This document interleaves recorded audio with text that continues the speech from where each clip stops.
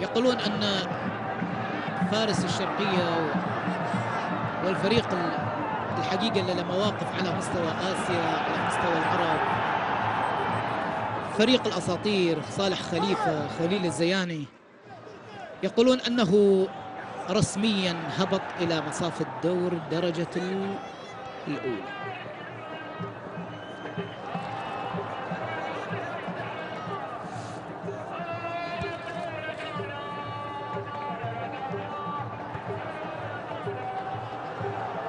كرة للنصر،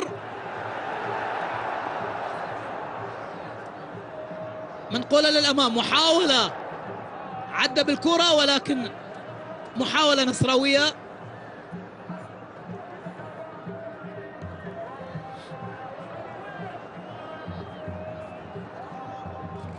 نقلة للأمام، يعني النهضة والاتفاق رسميا إلى دوري ركاب.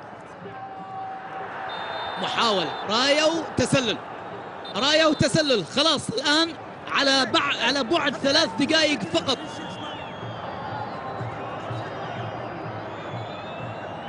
ياسين حمزة اللاعب البديل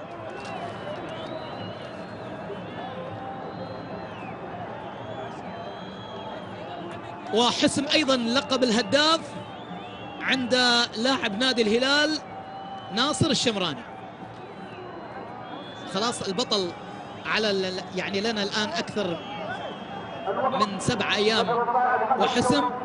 اليوم حدد أيضا هوية الهداف، هوية الفريق الآخر اللي غادر، عبدو حكمي غادر، وأيضا الاتفاق غادر دوري عبد اللطيف جميل بعد زمن طويل طويل طويل.